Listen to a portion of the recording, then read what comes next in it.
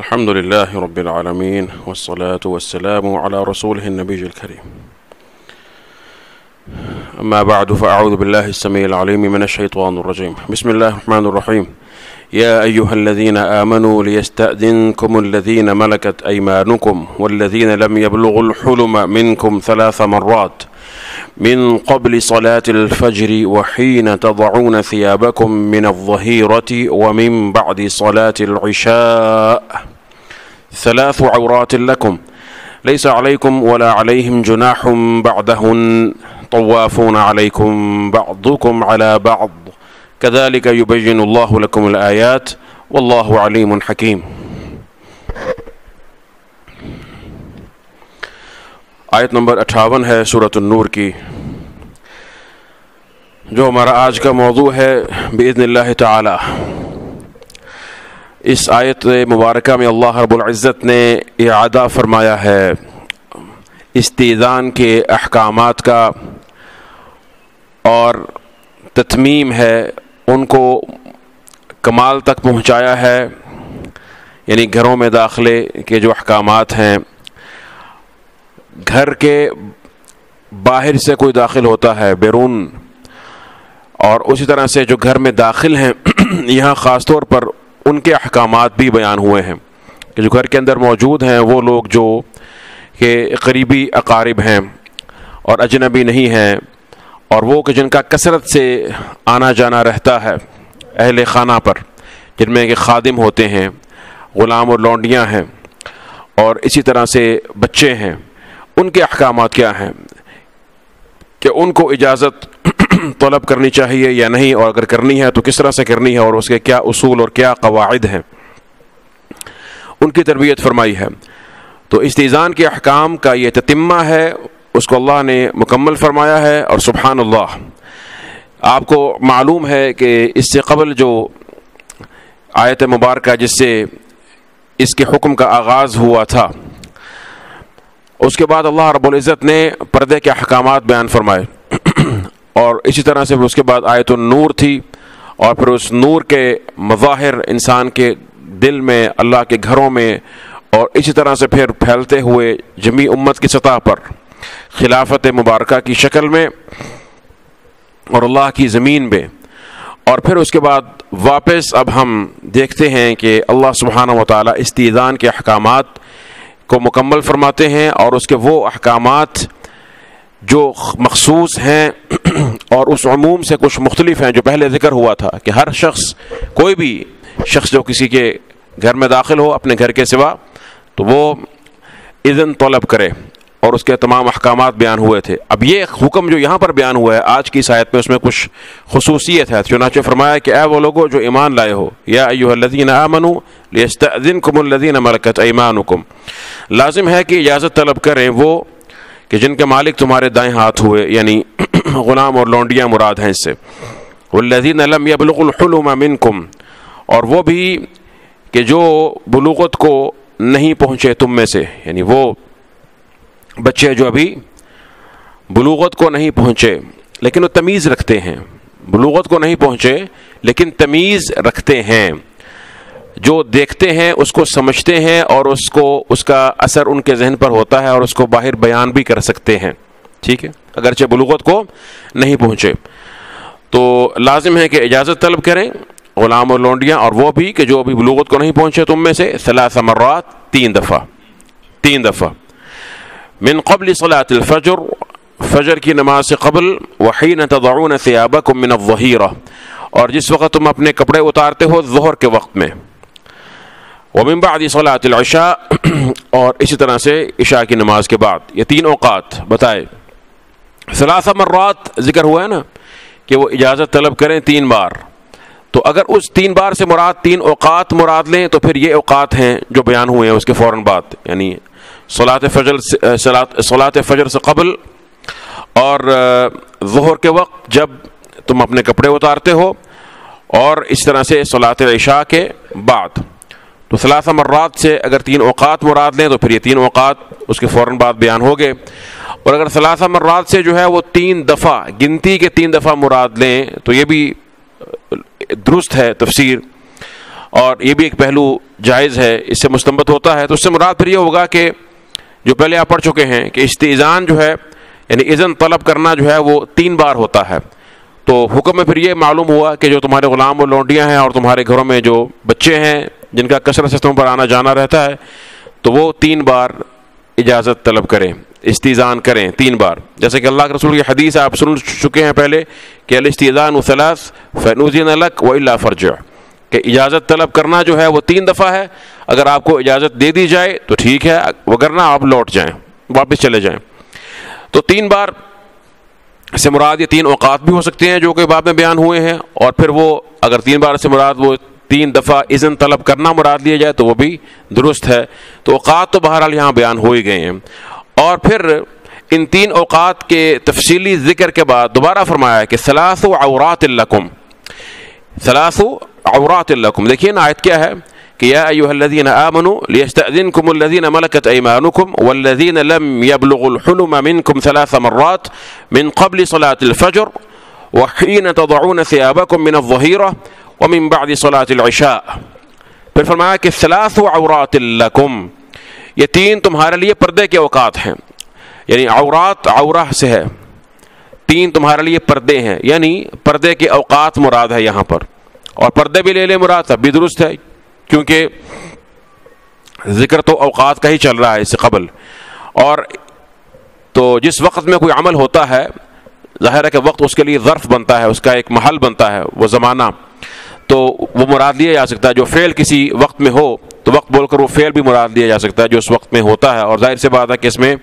حقیقت کے قریب زیادہ ہے یہ بات کہ 3 پردے ہیں تمہارے لیے، یعنی یہ 3 ایسے وقت ہیں کہ اس میں انسان کو پردہ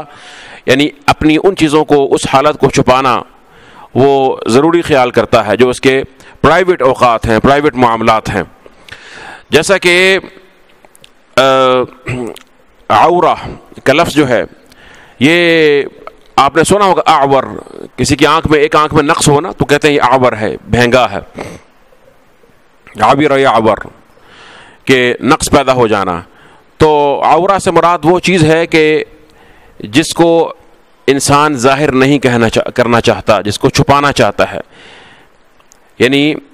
اس کا اطلاق ان چیزوں پر ہوتا ہے جس طرح انسان اپنے نقص کو پوشیدہ رکھتا ہے اور کسی شے کو ظاہر کرنا اس میں عار اور عیب اور نقص سمجھتا ہے تو اس کو چھپانا،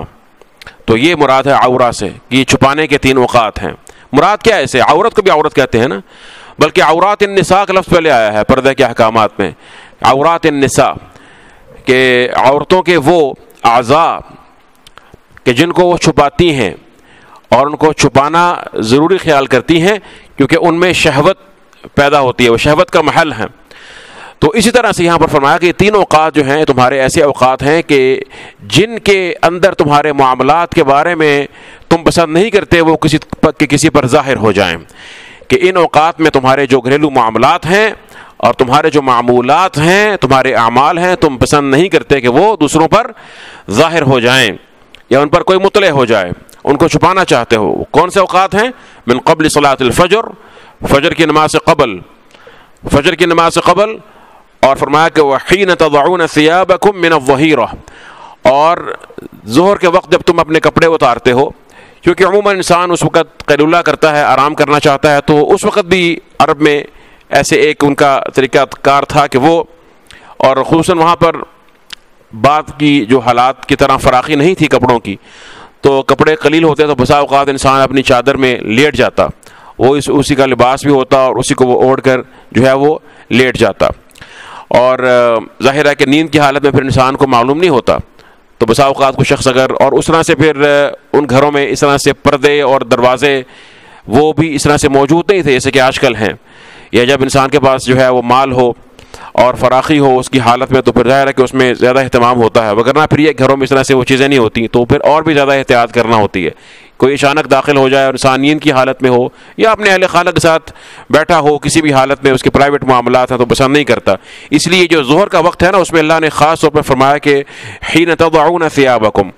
کہ جب تم اپنے کپڑے اتارتے ہو تو زیادہ احتیاط ہوتی ہے کہ بسا اوقات انسان اپنے کپڑوں کو چینج کرتا ہے، یا کپڑے مکمل نہ بھی اتارے تو کسی حد تک انسان کا جسم جو ہے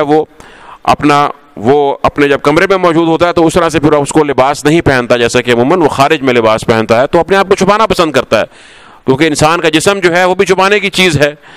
تو اپنے جسم کے نقائص اور بدن کے جو نقائص اور عیوب ہیں یا نہ بھی ہوں تو انسان کی وہ جو پرائیویٹ حالات ہیں پسند نہیں کرتا کہ ہر وقت دوسروں پر اس طرح سے ظاہر ہوں. تو اللہ سبحانہ و تعالیٰ نے چونکہ دین کی بنیاد ادب اور حیا پر رکھی ہے اپنی حکمت بالغہ کے تحت، تو اس لیے احکامات یہ بیان فرمائے ہیں کہ ثلاث عورات لکم، یہ تین جو اوقات ہیں یہ تین تمہارے لیے پردے کے اوقات ہیں. کون کون سے؟ من قبل صلاۃ الفجر، فجر کی نماز سے قبل، اور اس کے بعد پھر ظہر کے وقت جب کپڑے اتارتے ہو، اور صلاۃ العشاء، صلاۃ العشاء کے بعد. تو یہ وہ تو سونے کا وقت ہے، آرام کا وقت ہے، اور انسان کا جو ہے وہ تخلیہ کا وقت ہے اپنے اہل خانہ کے ساتھ. اسی طرح سے فجر کی نماز سے قبل بھی، چونکہ یہ تو تصور نہیں ہے مسلمان کی زندگی میں کہ وہ فجر کی نماز چھوڑ دے گا بلا عذر. تو ظاہر ہے کہ جب انسان فجر کی نماز سے قبل وہ تہجد کی نماز پڑھنے کے لیے اٹھ سکتا ہے اور فجر کی نماز کی تیاری ہو سکتی ہے، تو کوئی جو ہے وہ اس کا خادم گھر کا یا ایسا جو شخص جس کا معمول ہے کہ وہ گھر میں رہتا ہے اور اس کا داخل ہونا آنا جانا معمول ہے، تو وہ خیال کرے کہ کوئی حرج نہیں ہے، میں اس وقت داخل ہو جاتا ہوں، اٹھے ہوں گے تہجد کی نماز کے لیے یا کسی وقت کے لیے، تو مناسب نہیں ہے. ممکن ہے کہ انسان اپنے اللہ کے ساتھ ہی معاملات میں مناجات میں مشغول ہو، تو انسان پسند نہیں کرتا ہے. یہ اوقات جو ہیں انسان کے خالص اپنے اوقات ہیں جو کہ تنہائی اور پردہ داری چاہتے ہیں. ثلاث عورات لکم، فرمایا لیس علیکم ولا علیہم جناح بعدہن، کہ تم پر کوئی گناہ نہیں ہے اور نہ ان پر کوئی گناہ ہے، بعدہن ان اوقات کے بعد، یعنی اس کے بعد، یعنی یہ اوقات ہیں تین اوقات. تو وہ بچے کہ جو ابھی بالغ نہیں ہوئے اور تمہارے جو غلام اور لونڈیاں ہیں وہ ان کے لیے اس طرح سے اذن نہیں ہے جس طرح سے کہ ہر انسان کے لیے اذن ہے کہ جب گھر میں داخل ہو تو وہ اذن طلب کرے، کیونکہ ان کو عمومی طور پر اذن ہوتا ہے. جیسے خادم بھی اس سے ملحق کیے گئے ہیں غلام و لونڈیوں سے کہ آپ کسی وقت بھی آپ آ سکتے ہیں، کیونکہ انہوں نے کثرت سے آنا جانا ہوتا ہے نا. ان کا جو آنا جانا ہے وہ کیا ہے؟ وہ کثرت سے ہوتا ہے معاملات کی غرض سے. تو اگر ہر دفعہ جو ہے وہ 3 دفعہ اذن طلب کرنے کی شرط لگا دی جائے، اس پر عمل کیا جائے، تو یہ مشکل تھی، ایک حرج ہے، اس میں تنگی ہے. تو اللہ سبحانہ و تعالیٰ نے دین میں وسعت رکھی ہے اور یہ دین آسان ہے. الدین یسر یرید اللہ بکم اليسر ولا یرید بکم العسر. اللہ نے دین میں عسر نہیں رکھا ہے، دین میں آسانی اور سہولت ہے. اس لیے فرمایا کہ طوافون علیکم بعضکم علی بعض، سبحان اللہ. فرمایا کہ تم پر کثرت سے یہ آنے جانے والے ہیں. طوافون علیکم بعضکم علی بعض، تمہارے بعض پر، یعنی یہ جو لوگ ہیں تمہارے خادم ہیں، غلام لونڈیاں ہیں، یہ چھوٹے بچے ہیں، تو ان کا تم پر وارد ہونا آنا جانا کثرت سے ہوتا ہے. طوافون، کثرت سے تم پر یہاں آتے جاتے رہتے ہیں. جیسا کہ ایک حدیث میں آتا ہے کہ اللہ کے رسول نے فرمایا کہ انہا لیست بنجس، آپ نے بلی کے بارے میں فرمایا کہ وہ نجس نہیں ہے. اس کا جھوٹا بھی آپ نے فرمایا کہ وہ نجس نہیں ہے، بلکہ خود رسول اللہ صلی اللہ علیہ وسلم نے اس کا جو بچا ہوا تھا اس سے جو ہے اپنے پانی سے، جو بلی نے منہ مارا ہوا تھا لیکن آپ نے اس پانی سے وضو فرمایا. تو فرمایا کہ انہا لیست بنجس انما ہی من الطوافین علیکم. یہی آپ نے علت وہاں بیان فرمائی کہ یہ جو بلی ہے ان کا تم پر آنا جانا بہت زیادہ ہوتا ہے، گھروں میں اکثر آنا جانا رہتا ہے. تو اس لیے یہ دیکھیں دین میں سہولت ہے نا اور آسانی بھی ہے. تو اللہ سبحانہ وتعالیٰ نے دین میں مشقت نہیں رکھی ہے کہ جہاں انسان کے لیے مشکل اور مشقت ہے تو اس کو پابند کر دیا جائے. اور پھر اللہ کی یہ سبحانہ وتعالیٰ کی یہ سنت ہے کہ جب اللہ سبحانہ وتعالیٰ کوئی حکم فرماتے ہیں تو اللہ کا حکم جو ہے وہ حکمت پر مبنی ہوتا ہے. تو جب اللہ کے کہنے سے کوئی چیز حلال ہو جاتی ہے تو یقیناً اس میں حلال کے پہلو بھی پیدا ہو جاتے ہیں، اور اس میں حرمت کے جو پہلو ہیں، گندگی ہے، جراثیم ہے، وہ اللہ کے حکم سے خود بخود ختم ہو جاتے ہیں. اس لیے کہ اصل چیز اللہ کا حکم ہے، اصل چیز جو ہے وہ اللہ کا حکم ہے، اسی کی سب مخلوق ہے اور وہ خوب جانتا ہے، بہتر جانتا ہے. جیسا کہ مکھی کے بارے میں آتا ہے کہ مکھی جو ہے وہ اگر کسی برتن میں گر جائے تو اگر آپ اس کو ڈبو کر نکال لیں، اس کا دوسرا پر، اگر ایک پر عموماً مکھی جو ہے اپنے ایک پر ڈالتی ہے، اس میں بیماری ہوتی ہے، تو اگر اس کو جو ہے فلیغمس کا حکم ہے کہ اس کو آپ ڈبو کر نکال کے پھینک دیں، اور اگر آپ کا جی چاہتا ہے تو آپ اس کو استعمال کر سکتے ہیں، اس لیے کہ وہ پاک ہے، ٹھیک ہے. لیکن ڈبو کر پھینکنے کے بعد پاک ہے، ویسے نہیں ہے، کیونکہ اس کے ایک پر میں مرض اور بیماری ہوتی ہے. اب کوئی شخص جو ہے وہ بلکہ ایسا واقعہ ہو چکا کہ کچھ لوگ جو اس طرح کی حدیث کا مذاق اڑاتے ہیں تو کہنے لگے کہ دیکھیں جی ہم ایسے کرتے ہیں، یہ گلاس میں مکھیاں ڈال دیتے ہیں تو آپ اس کو گلاس کو جو ہے نا بعد میں پھینک کر تو اس کو پی لیں. تو ان کو یہ جواب دینا چاہیے بیوقوفوں کو کہ اس حدیث میں ذکر ہے کہ اذا وقع الذباب، جب مکھی خود بخود گر جائے، یہ نہیں کہ تم مکھیاں ڈالنا شروع کر دو، یہ جہالت ہے، حدیث سے مذاق ہے، ٹھیک ہے. تو اس میں تو ایک طرح کا مذاق ہے نا، مکھی گر جائے، موسم ہے، انسان ہے، اور یہ چیزیں انسان کی زندگی میں ساتھ ساتھ رہتی ہیں. اب کوئی مشروب ہے یا کوئی کھانا ہے تو مکھی کا اگر اس میں واقع ہو جانا معمولی سی بات ہے، تو اگر اس کو آپ ڈبو کے نکال دیں تو وہ کھانا آپ کے لیے انشاءاللہ اللہ کی رحمت سے جراثیم سے پاک ہے اور وہ حلال ہے، اس میں کوئی مرض اور گندگی نہیں رہے گی۔ یہ اللہ کے حکم پر عمل کرنے کی برکت سے ہوتا ہے، اور اللہ کو خوب معلوم ہے کہ اس نے جو تخلیق فرمایا اور اپنی حکمت سے، اپنی تخلیق کی حکمت سے وہ خوب واقف ہے۔ وما كنا عن الخلق غافلین۔ اسی طرح سے تو میں عرض کر رہا تھا کہ طوافون، یہ طواف والی جو حکمت ہے نا، یہ علت ہے، یہ وہاں بھی آپ نے محسوس کی کہ وہاں بھی ہے، تو یہاں پہ بھی یہ حکمت اور علت موجود ہے۔ طوافون علیکم بعضکم علی بعض، فرمایا کذالک یبین اللہ لکم الآیات واللہ علیم حکیم۔ کذالک یبین اللہ لکم الآیات واللہ علیم حکیم، فرمایا کہ اسی طرح سے اللہ سبحانہ و تعالیٰ کھول کر بیان کرتا ہے تمہارے لیے آیات، اور اللہ سبحانہ و تعالیٰ کمال علم اور کمال حکمت والا ہے۔ پھر فرمایا اس سے اگلی آیت میں، فرمایا کہ وَإِذَا بَلَغَ الْأَطْفَالُ مِنْكُمُ الْحُلُمَ، اور جب پہنچ جائیں تم میں سے بچے، الحلم بلوغت کو، یعنی پہلے ذکر ہوا نا ان بچوں کا کہ جو بالغ نہیں ہوئے، اس سے قبل کی آیت میں بالغ نہیں لیکن تمیز رکھتے ہیں، پہچان رکھتے ہیں اشیاء کی، تو فرمایا کہ جب تم میں سے بچے، یعنی تمہارے بچے جو تم میں سے بچے ہیں وہ بالغ ہو جائیں، فَلْيَسْتَأْذِنُوا، تو پھر وہ اجازت طلب کریں۔ پھر وہی استئذان کے احکامات جو شروع میں سب کے لیے تھے نا، کہ کوئی بھی جو داخل ہونا چاہتا ہے کسی گھر میں، کسی کے حجرے میں، تو وہ اس کو حکم ہے کہ وہ اجازت طلب کرے، تو وہی حکم پھر ان کے لیے ہوگا، ان بچوں کے لیے کہ فَلْيَسْتَأْذِنُوا، جب وہ بالغ ہو گئے تو اب ان کے لیے وہی حکم جو اصل حکم تھا، اور یہ جو درمیان میں رخصت تھی ان کے لیے، رخصت تھی کن کے لیے؟ کہ جو بچے ابھی بالغ نہیں ہوئے، یا تمہارے جو غلام اور لونڈیاں ہیں کہ جن کو کثرت سے تمہارے گھروں میں آنا جانا ہوتا ہے، تمہارے کمروں میں آنا جانا ہوتا ہے، تو ان کے لیے رخصت تھی کہ وہ 3 اوقات کے اندر اجازت ضرور طلب کریں، اس کے علاوہ اگر اجازت طلب نہیں کرتے تو گناہ نہیں ہے، لیس علیکم ولا علیہم جناح بعدہن، ٹھیک ہے نا، اس میں یہ بیان ہوا۔ لیکن تمام اوقات میں جن کو حکم ہے کہ وہ اجازت ضرور طلب کریں، وہ ان کے علاوہ ہیں، وہ ان کے علاوہ ہیں، بالغ بچے ہیں، ٹھیک ہے، جو بالغ ہو چکے ہیں، اور اس طرح سے جو غلام و لونڈیاں نہیں ہیں۔ تو یہاں فرمایا وَإِذَا بَلَغَ الْأَطْفَالُ مِنْكُمُ الْحُلُمَ فَلْيَسْتَأْذِنُوا كَمَا اسْتَأْذَنَ الَّذِينَ مِنْ قَبْلِهِمْ، تو پھر جب وہ بالغ ہو جائیں تمہارے بچے تو فَلْيَسْتَأْذِنُوا، تو وہ اجازت طلب کریں، حکم ہے ان کو كَمَا اسْتَأْذَنَ الَّذِينَ مِنْ قَبْلِهِمْ، جیسے کہ اجازت طلب کرتے رہے وہ جو ان سے پہلے تھے، یعنی وہ جو شروع میں آپ نے حکم پڑھا تھا پہلے کہ تمام لوگوں کے لیے حکم عام کیا ہے کہ جب وہ کسی دوسرے کے گھر میں داخل ہوں تو وہ اذن طلب کریں۔ اور فرمایا کذالک یبین اللہ لکم آیاتہ، اسی طرح سے اللہ سبحانہ و تعالیٰ، یہ جب آتا ہے نا کذالک یبین اللہ لکم آیات، اور پیچھے بھی آیا ہے آیت کا اختتام اسی طرح سے ہوا ہے، یہی اسلوب ہے، اس سے ماقبل آیت میں بھی کذالک یبین اللہ لکم الآیات، یہاں فرمایا کذالک یبین اللہ لکم آیاتہ، اسی طرح سے اللہ کھول کر بیان کرتا ہے اپنی آیتوں کو۔ اسی طرح سے کیا مراد ہے؟ یعنی جس طرح کا بیان یہ ہے اللہ نے جو فرمایا ہے، اور اس میں 3 چیزیں بڑی نمایاں ہوتی ہیں اللہ کا بیان میں، ایک تو اللہ کا بیان عظیم الشان ہوتا ہے، دوسرا جامع ہوتا ہے، تیسرا محکم ہوتا ہے۔ کتنی باتیں ہیں جو خاص طور پر ہم نے ملحوظ خاطر رکھنی ہے؟ اللہ کا کوئی بیان بھی ہو وہ عظیم الشان ہوتا ہے، مخلوق کی بس کی بات نہیں کہ ویسا وہ بیان کر سکے بلاغت کے، فصاحت کے اعتبار سے، دوسرا اس میں جامعیت ہوتی ہے، اور تیسری بات محکم ہوتا ہے، ٹھیک ہے۔ تو اسی طرح کا جو بیان جو یہاں پہ اللہ نے بیان فرمایا، اسی طرح سے اللہ سبحانہ تعالیٰ اپنے بیان کو اسی انداز میں، اللہ کا یہی اسلوب ہے کمال بیان کا کہ وہ اپنی آیتوں کو بیان فرماتے ہیں۔ واللہ علیم حکیم، اور اللہ خوب جاننے والے، کمال حکمت والے ہیں۔ اب یہ جو اس سے پہلی آیت ہے اور یہ آیت، ان 2 آیتوں میں کچھ تھوڑا سا ذرا ہم دیکھ لیں، باقی 2 آیات تو آسان ہیں، ہمارا درس بھی ختم ہو گیا آج کا دن کا الحمدللہ، بنیادی اس میں جو نکات تھے۔ تو اس میں دیکھیے فرمایا کہ یا ایھا الذین آمنوا لیستأذنکم الذین ملکت ایمانکم والذین لم یبلغوا الحلم منکم 3 مرات۔ تو اس میں اللہ سبحانہ و تعالیٰ نے یہاں پر 2 طرح کی اجناس کو خاص کیا ہے۔ حکم عام جو تھا نا اذن کا، استئذان کا، اس سے 2 طرح کے لوگوں کو، گروہوں کو خاص کیا ہے۔ کون کون سے لوگ ہیں؟ ایک غلام و لونڈیاں، اور دوسرے جو ہیں وہ بچے جو ابھی بلوغت کو نہیں پہنچے۔ اس میں جو خادم ہے گھروں میں، ہمارے آج کے گھروں میں تو خیر وہ غلام لونڈیوں والا تصور نہیں ہے، لیکن جو خادم حضرات ہیں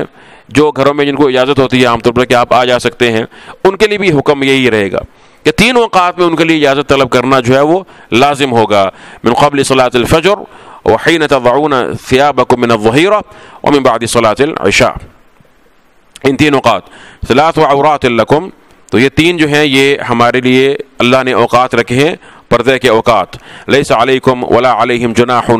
بعدہن، اس کے علاوہ ان کو گناہ نہیں ہے، اگر وہ اجازت طلب نہیں کرتے تو ان کو گناہ نہیں، الا یہ کہ آپ نے کوئی حکم لگایا ہو کہ نہیں آپ نے مجھ سے بغیر پوچھے نہیں آنا، تو پھر ظاہر ہے کہ جو گھر والا ہے اس کو حق ہے،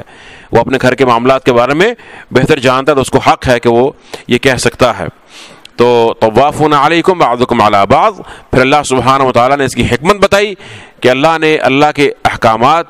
یقیناً حکمت عالیہ پر مبنی ہوتے ہیں. حکمت کیا ہے کہ ان کا تمہارے اوپر آنا جانا بہت کثیر، اور تمہارا ان پر آنا جانا بہت زیادہ ہوتا ہے، یا تم ان کا بلانا، ان سے معاملہ کرنا کثرت کے ساتھ ہوتا ہے، تو اس لیے اللہ سبحانہ وتعالیٰ نے یہ رخصت عطا فرمائی ہے. اب اس میں ایک بات اور بھی ہے، وہ یہ ہے کہ ایک سوال ہے آپ لوگوں سے کہ اللہ سبحانہ وتعالیٰ جو ہے وہ اس کو اگر چاہتے تو اس حکم کو وہی مکمل فرما دیتے، جہاں پر استئذان کے احکامات ہیں نا تو وہاں اس کو مکمل فرما دیتے اور ان کا بیان بھی وہاں ہو جاتا،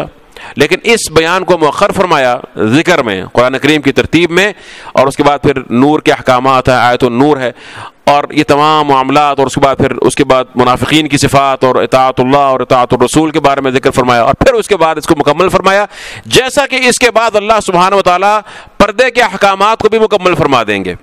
جو موضوع چل رہا تھا نا وہاں پر، اس کے اعتبار سے، اس موضوع کے اعتبار سے یہاں پر اس کا تکملہ ہو جائے گا اس آیت کے بعد، جیسے کہ وہاں پر استئذان کے احکام کے بعد پردے کے احکام ذکر ہوئے تھے، اس طرح سے یہاں پر استئذان کے احکام جو ہیں ان کو مکمل فرمانے کے بعد پردے کے احکامات کا ذکر ہوگا. تو یہ کیا ہوا کہ درمیان میں سب وہ حکمت بیان کرنے کے بعد اللہ سبحانہ وتعالیٰ نے آخر میں دوبارہ اس کا جو ہے وہ ذکر فرمایا. تو اس کو سمجھنے کے لیے پھر ہم لوٹتے ہیں نبی کریم صلی اللہ علیہ وسلم کی اس حکمت کی طرف جو آپ نے استئذان کے بارے میں بتائی، کہ یہ جو اجازت طلب کرنا ہوتا ہے کسی کے گھر حجرے میں داخل ہونے کے لیے، اس کا مقصد کیا ہے؟ یاد ہے کسی کو؟ تو اللہ کے رسول نے بتایا تھا کہ اس کا مقصد کیا ہے اور اس کی حکمت کیا ہے، کہ کیوں ہے استئذان کا جو احکامات اللہ نے رکھے ہیں وہ ہے ہی کیوں. تو ذرا وہ واقعہ یاد فرمائیے کہ جب ایک شخص نے اللہ کے رسول کے گھر میں جھانکا تو آپ نے فرمایا کہ، اور بعد میں اس نے بتا بھی دیا کہ اب میں نے اس طرح دیکھا تھا آپ کو تو آپ کنگھی وغیرہ کر رہے تھے بالوں کو، تو فرمایا کہ لو اعلم انک تنظر لطعنت به فی عینک، اگر مجھے معلوم ہوتا کہ تو دیکھتا ہے تو میں تیری آنکھ میں مار دیتا، تیری آنکھ پھوڑ دیتا. ٹھیک ہے. اور پھر آپ نے حکمت بیان فرمائی، فرمایا کہ انما جعل الاستئذان من اجل البصر، کہ اور کوئی وجہ نہیں ہے، یہ جو استئذان اذن طلب کرنے کے جو احکامات رکھے گئے ہیں یہ نظر کی وجہ سے رکھے گئے ہیں، کہ نظر کی حفاظت کرنا تو مقصود ہے. تو اب دیکھیے کہ یہ شروع ہوتا ہے نظر کی حکم سے، نظر کی حفاظت. اور آپ کو معلوم ہے کہ جب وہاں پر ہم نے شروع کی تھی کہ یا ایھا الذین آمنوا لا تدخلوا بیوتا غیر بیوتکم حتی تستأنسوا وتسلموا علی اہلھا، جب یہ حکم شروع ہوا پھر اس کے بعد فرمایا تھا اللہ سبحانہ وتعالیٰ نے کہ قل للمؤمنین یغضوا من ابصارہم، کہ مومنین سے کہہ دیجیے اپنی نگاہوں کو جھکا لیں.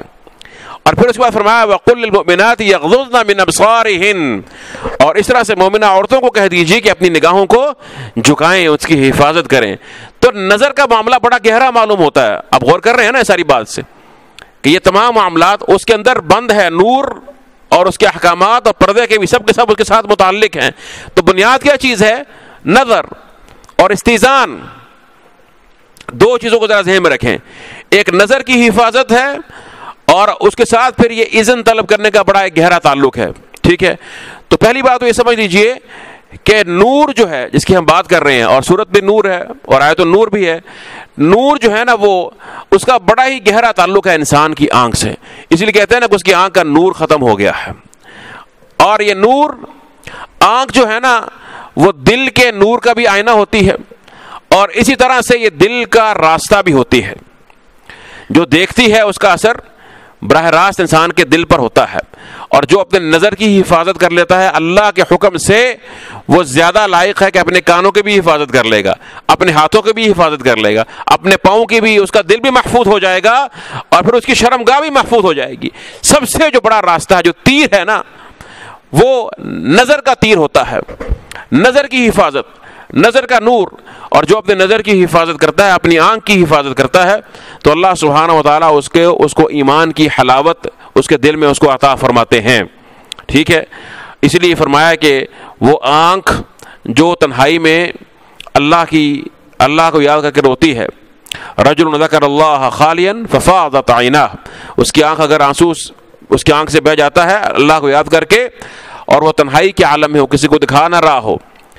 تنہائی کے عالم میں ہو، کوئی اس کو دیکھ نہیں رہا، فرمایا اس کو اللہ کا سایہ نصیب ہوگا قیامت کے روز۔ اسی طرح سے فرمایا وہ آنکھ جو اللہ کی راستے میں پہرا دیتی ہے، اور وہ آنکھ جو اللہ کی راہ میں اللہ کی یاد میں روتی ہے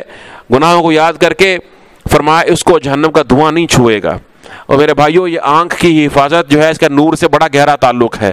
اور پھر آپ یہ دیکھیے کہ ہم تو بات کر رہے تھے کل خلافت کی اور پوری امت میں نور پھیلانے کی، مجھے بتائیے کہ خلافت تو بات کی بات ہے، یہ خلافت تو تب ملنی ہے جب اسلامی معاشرہ اجتماعیت قائم ہونی ہے امت کی سطح پر۔ ایسے ہی ہے نا، اس امت کی سطح پر جو اجتماعیت قائم ہونی ہے اس کی پہلی اکائی کون سی ہوتی ہے؟ کیا انسان کا گھر نہیں ہوتا؟ سب سے پہلا یونٹ امت کا کون سا ہے؟ خاندان اور انسان کی اپنی ذات۔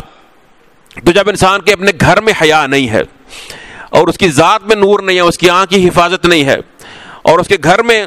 یہ معاملات حیا کے نہیں ہیں۔ اب کتنی حیا ہے سبحان اللہ۔ ان آیات میں کیا بیان ہوتا ہے کہ جو بچے تو انسان ان سے عام طور پر غافل ہوتا ہے کہ بچوں کو ابھی کیا فرق پڑتا ہے کہ بچے ہی ہیں، لیکن دیکھیے بچوں کی تربیت کی جا رہی ہے۔ فرمایا کہ والذین لم یبلغوا الحلم منکم، ابھی جو بلوغت کو نہیں پہنچے ہیں ان میں وہ شہوت پیدا نہیں ہوئی ہے، لیکن اس سے قبل ان کی تربیت کی جا رہی ہے کہ وہ کوئی ایسی چیز نہ دیکھ لیں میاں اور بیوی کے درمیان کہ جو ان کے ذہن پر اثر انداز ہو، اور یا اپنے آپ کو وہ نقصان پہنچائیں، ان کا کردار متاثر ہو، یا پھر وہ کسی اور کو بتائیں تو ان کی زندگی متاثر ہو۔ ٹھیک ہے، سبحان اللہ۔ تو فتنے سے حفاظت کا کتنے اسباب ہیں اور پاکیزگی کا کتنا خیال کیا گیا ہے۔ تو پھر جو لوگ اپنے بچوں کے گمراہ ہونے کی شکایت کرتے ہیں ان کو معلوم ہونا چاہیے کہ اسلام کے احکامات میں خوبصورتی ہے اور اس میں تحفظ ہے۔ اگر اس پر انسان صحیح طریقے سے عمل پہ رہا ہو اور یہیں سے تربیت کا آغاز ہو جائے تو پھر یہ معاملات کبھی ایسے پیدا نہیں ہوتے ہیں۔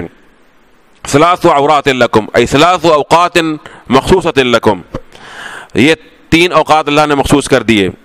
تو یہ ہے اس کے اندر جو حکمت ہے اللہ سبحانہ و تعالیٰ کی۔ پھر اس کے اندر آیت کے اختتام پہ غور فرمائیے۔ آیت کے اختتام آپ کے سامنے 2 آیتیں ہیں اور دونوں کے اختتام پر ایک ہی طرح کا اسلوب ہے۔ کیا مجھے کوئی بتا سکتا ہے کہ فرق کیا ہے؟ کہتے ہیں نا فرق تلاش کیجیے۔ ہاں، کذالک یبین اللہ لکم الآیات، اور دوسری میں ہے کذالک یبین اللہ لکم آیاتہ واللہ علیم حکیم۔ اسی طرح سے اللہ سبحانہ و تعالی کھول کھول کر بیان کرتے ہیں تمہارے لیے۔ پہلی آیت کا ترجمہ ہوگا آیات کو اور دوسری کا مطلب ہوگا اپنی آیات کو۔ دونوں میں کیا فرق ہے؟ ایک فرق بڑا واضح ہے کہ جب اللہ فرماتے ہیں آیات ہی تو اللہ نے اپنی طرف منسوب فرمایا، اس کے اندر تاکید اور شرف اور عظمت زیادہ ہے۔ جب فرمایا الآیات یبین اللہ لکم الآیات تو اس میں عموم ہے کہ اللہ کی آیات ہیں، اللہ ان کو کھول کر بیان فرماتے ہیں۔ تو اب یہ دیکھیے قرآن کریم کا اسلوب عموماً یہ ہے کہ جب کوئی صریح اور خالص حکم بیان ہو نا کہ یہ کرنا ہے اور یہ نہیں کرنا،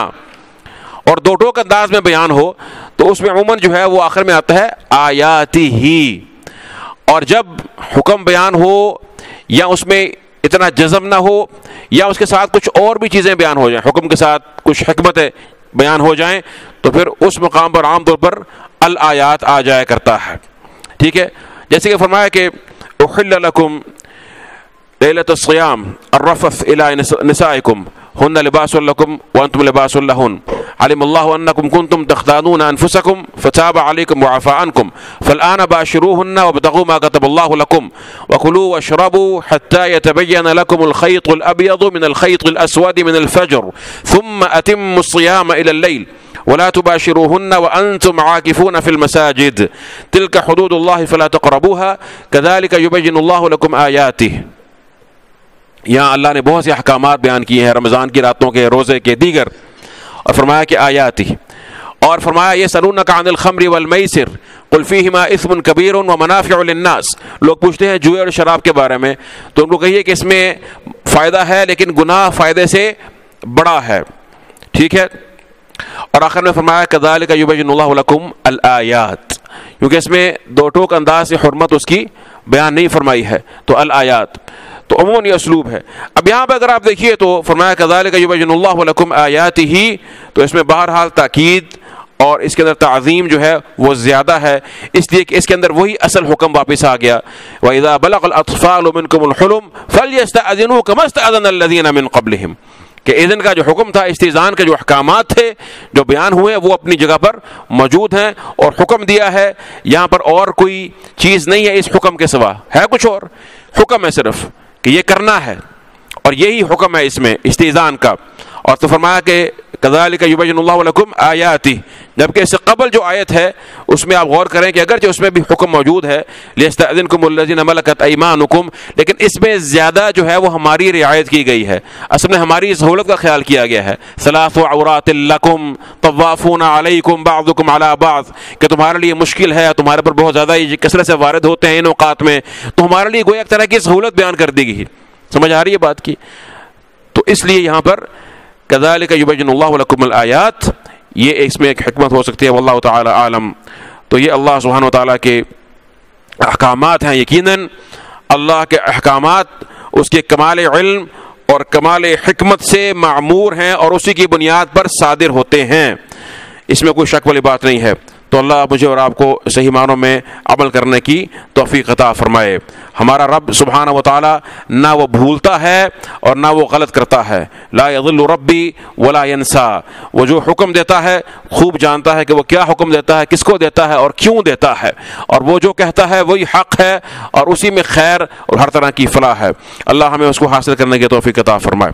تو انشاءاللہ ہم اپنے درس میں پھر انشاءاللہ اگلی آیت, اس میں پھر پردے کے احکامات اس کا تتمہ ہے. وباللہ تعالی توفیق, وصلی اللہ تعالی وسلم علی نبینا محمد.